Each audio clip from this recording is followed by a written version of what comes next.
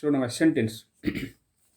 Sentence কাকে বলে না, একটি ওয়ার্ড বা এ গ্রুপ অফ ওয়ার্ড যখন একটা ক্লিয়ার মিনিং দেয়, পরিষ্কার একটা ভাব প্রকাশ করে, তখন আমরা তাকে সেন্টেন্স বা বাক্য বলি।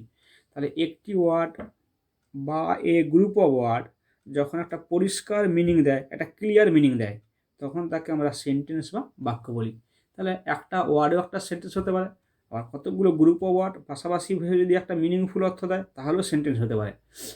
তাহলে এই হচ্ছে সেন্টেন্সের সংজ্ঞা। এবারে আমরা বলি সেন্টেন্স কয় প্রকার না, সেন্টেন্স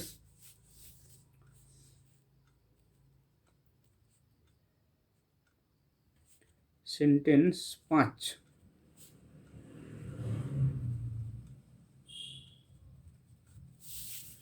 সেন্টেন্স 5 প্রকার। একে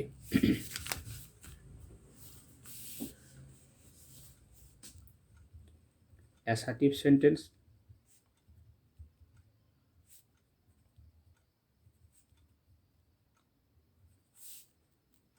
দুয়ে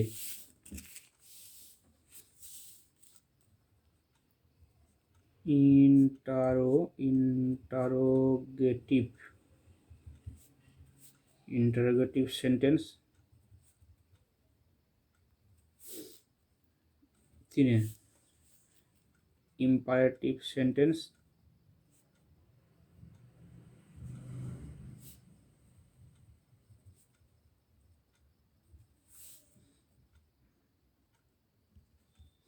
চারে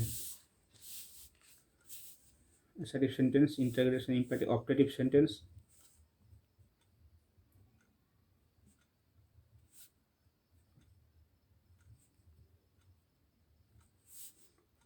পাঁচে এক্সক্লামেটরি সেন্টেন্স।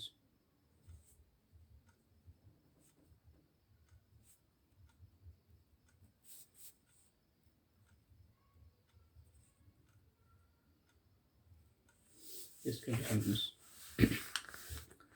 তাহলে সেন্টেন্স এই 5 প্রকার: assertive sentence, interrogative sentence, imperative sentence, optative sentence, exclamatory sentence. আর একটা সেন্টেন্স সেটা এর মধ্যে ইনক্লুডেড নয়, ট্যাগ, টিএজি, ট্যাগ সেন্টেন্স। এটা বাক্যের শেষে হয়, এটা পরে বলবো। আচ্ছা, এখন একই হচ্ছে যে অ্যাসার্টিভ সেন্টেন্স।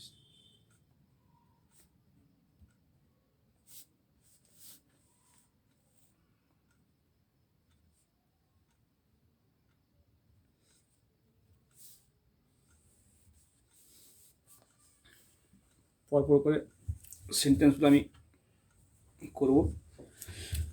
আচ্ছা, অ্যাসার্টিভ সেন্টেন্স। দেখো, যে বাক্য বা সেন্টেন্সের দ্বারা সাধারণভাবে কোনো কিছু বলা হয় বা বর্ণনা দেওয়া হয় বা বিবৃতি দেওয়া হয় বা সাধারণভাবে কোনো কিছু বলা হয়, তাকে আমরা অ্যাসার্টিভ সেন্টেন্স বলি। ইংরেজিতে প্রায় 80% সেন্টেন্স হচ্ছে অ্যাসার্টিভ সেন্টেন্স। তাহলে অ্যাসার্টিভ সেন্টেন্স সংজ্ঞাটা কাকে বলে না, যে বাক্য বা সেন্টেন্সের দ্বারা, assertive sentence, ASSERTIVE, assertive sentence, যে বাক্য বা সেন্টেন্সের দ্বারা সাধারণভাবে কোনো কিছু বলা হয় বা বর্ণনা দেওয়া হয় বা কোনো কিছু বিবৃতি দেওয়া হয়, সেরকম বাক্যকে আমরা অ্যাসার্টিভ সেন্টেন্স বলি। তাহলে সংজ্ঞাটা হচ্ছে এরকম: যে বাক্য বা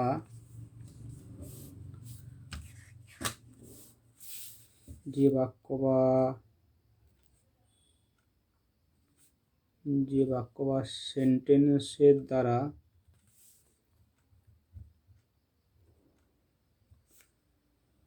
সাধারণভাবে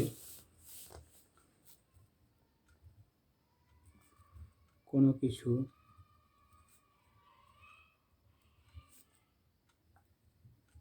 বলা হয় বা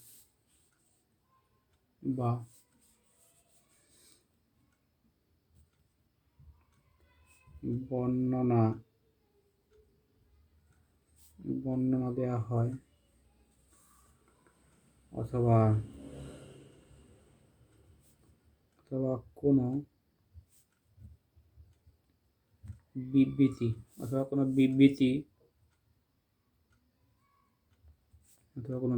দেওয়া হয়, তাহাকে অ্যাসার্টিভ সেন্টেন্স বলে।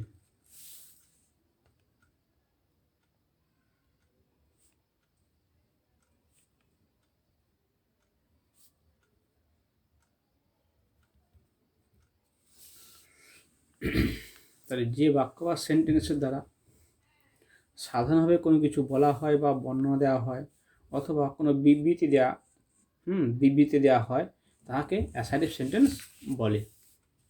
এর গঠন: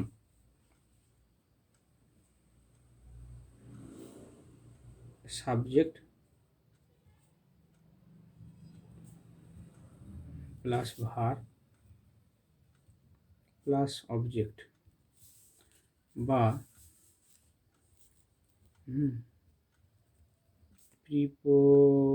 প্রিপোজিশনাল অবজেক্ট। এটা হচ্ছে গঠন, subject plus verb plus object বা প্রিপোজিশনাল অবজেক্ট। একটা নোট আছে ছোট রকম। নোটটা হচ্ছে যে সাবজেক্ট যদি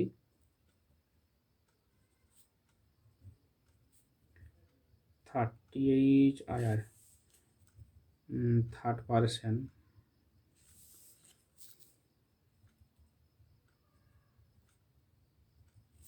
সিঙ্গুলার নাম্বার হয় তাহলে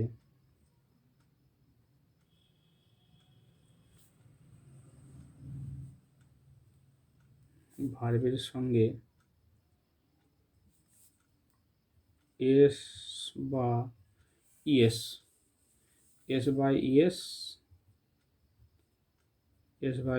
যোগ হয়। শুধু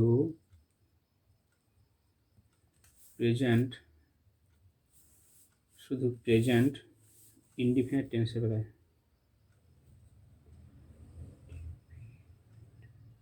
প্রেজেন্ট ইনডিফিনিট টেন্সের ক্ষেত্রে